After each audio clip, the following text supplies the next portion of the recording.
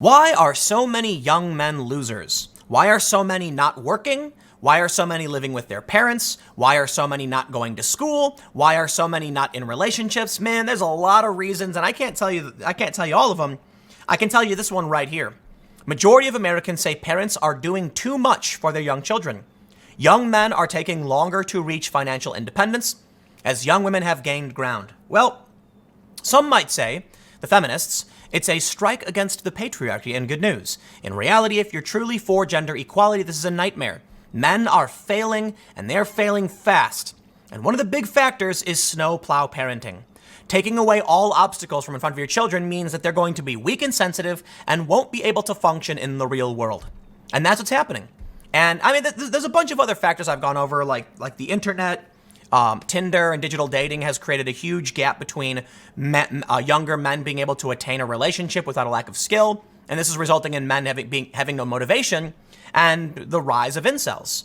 And interestingly, if you look at some of these interviews from incels, they're normal-looking guys. They have psychological issues. But let's read. I'm not going to talk about incels all day.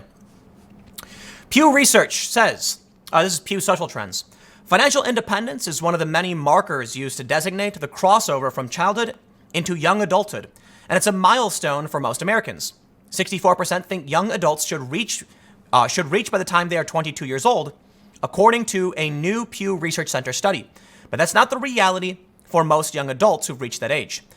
The share of young adults who could be considered financially independent from their parents by their early 20s, as assessment based on their annual income, has gone down somewhat in recent decades.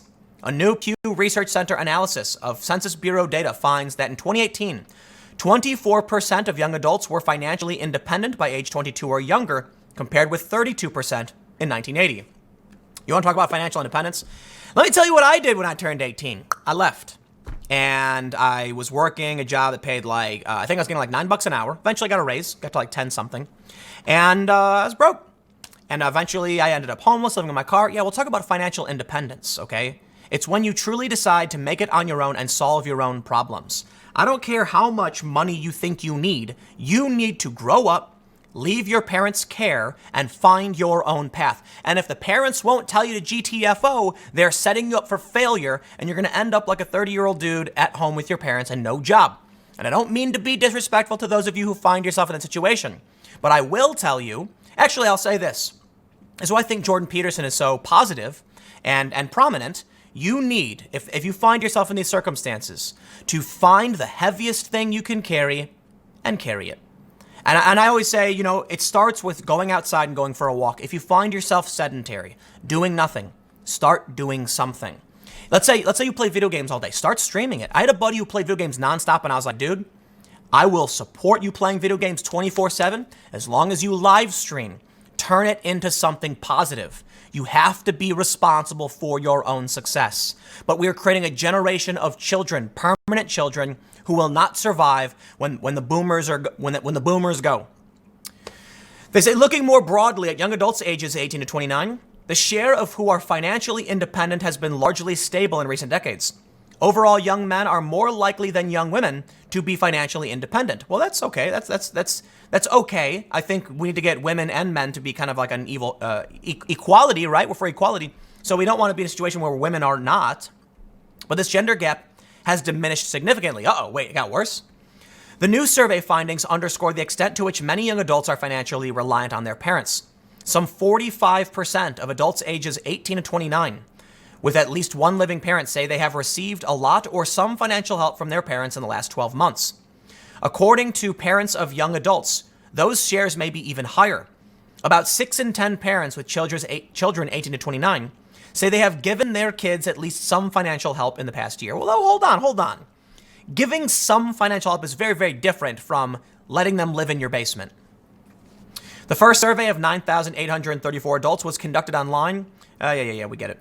A majority of young adults who have received financial help from their parents say at least some of it was for recurring expenses. 6 in 10 say the money went toward household expenses such as groceries or bills, and significant shares use it to pay their tuition, rent, or mortgage. You know what I did? Let me tell you a story. When I lived in Los Angeles, and I was sharing a studio with 2 other people, I would busk, play guitar in the streets.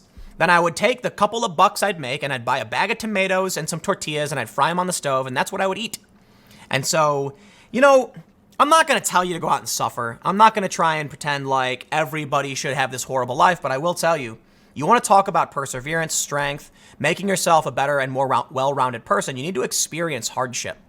I don't like the idea of suffering, but I will mention that a certain degree of hardship, not suffering, hardship, makes you a better person in a lot of ways.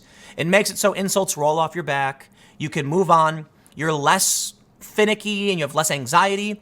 You have more confidence. I'll tell you what, man. Hang out in the streets a couple of nights with nowhere to go, and the only people you know are some gutter punks who are drunk 24/7, and you're gonna be more confident. I assure you, much, much more confident. Because when you see that crazy drug addict wielding a knife and you get scared, later when you're at work and you're concerned about a promotion, you're not scared. You're like, this is boring, So, let's read on. They say, beyond financial independence, the pace with which young adults are increasing other markers of adulthood has slowed significantly over the past several decades. Today's young adults are staying in school longer and are marrying and establishing their own households later than previous generations. And I think this is all bad. But interestingly, I think a lot of this has to do with relationships. Here's what's interesting to me. I talked about this before, how dating apps have changed the dating landscape. Consider this. 15, 20 years ago, men and women only knew the people like, if you were in college and you were 20 years old, you only knew other people from your college for the most part, men and women included. With the advent of dating apps, the dating pool for men and women has expanded to near infinite range. You can even search for someone in China. OkCupid is just rife with Pacific Islanders and East Asians who are trying to find American relationships. So now your dating pool is ridiculously huge. Think about what that means. Young men have a hard time competing with older guys. I'm 33, got my own house, I have a big van. Yeah, man, look, you want to come hang out with me? We're going to go on an adventure. You want to go skydiving? You want to rent a boat? We can do fun things. But a 22-year-old guy can't compete with that. Because what do they have? They have debt, they're in school, no job, no income, and they rely on their parents. On average, I'm saying. Now think about what happens when a woman opens up Tinder and is presented with two choices. I can hang out in the dorm with this guy who seems pretty cool, or this other guy seems pretty cool, wants to go on a helicopter ride, because it's only a couple $100 to rent a helicopter. I think, in my opinion, I'm not a scientist, over a long enough period of time, anyone, male or female, will skew towards going on an adventure. Well, a 22-year-old guy on Tinder is, according to OkCupid data, a 33-year-old woman who can afford a ride in a helicopter. I think I shouldn't have used that, but it is a common, fun thing people do, and they post on Instagram. But now people are going to start talking about communists or whatever. The point is, it's a couple $100 to spend a day riding around, a couple hours flying over your city, taking photos, and it's an adventure, right? But 30-year-old women are not attracted to 22-year-old guys. However, 22-year-old women are attracted to older guys to a certain extent, which means these 22-year-old guys are competing with 30-year-old guys with these other college women. Combine that with younger women looking for career more than family.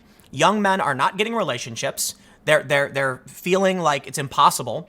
Their parents are picking up the slack and taking care of them, and they end up sitting around not working, doing nothing, not forming relationships, not getting married, not fighting or striving for something they're passionate about, and that's going to trickle up into the next generation. So right now you've got millennial dudes, who many of which I think are frail and quite pathetic, but you do have a decent amount are totally fine. They're regular people, regular well-rounded people. Then you have the more extreme cases of people like me who've been homeless and then clawed our way out of the bucket of crabs or whatever. But what do you think is going to happen when you have these 26-year-old dudes who are living with their parents, financially dependent on their parents, haven't worked? What's going to happen when they're 40? Who's going to take over an industry? Well, it's actually quite simple. Women. And thus the patriarchy will end, and major institutions will primarily be run by women. Already the military-industrial complex is run by women. I don't think it's a net negative in that capacity. I do think gender equality is important. What we're seeing right now is a track, and you can bet a solid dollar that coming into the next generation, coming into the next 10 or 20 years, there will not be gender equality. There will be an inversion. There will be women in positions of power. It's going to be interesting how this plays out in the theater of war. in major careers. I think we're going to see a lot more men doing low quality trades work and women doing higher tier like academic work, which is already, I think, what we're seeing, right? But these younger guys who don't have relationships, they're not, I don't know, they have nothing to finance, nothing to protect, no one to provide for. And I think this trend, you know, I'll leave it with this. It's the parents' fault for taking care of all their kids' problems. You need to kick your kids out at a certain age. Say you're an adult, you're on your own. Bye. Sleep in the back. Sleep in the. But it's just all this snowflake, you know, parenting, snowplow parenting.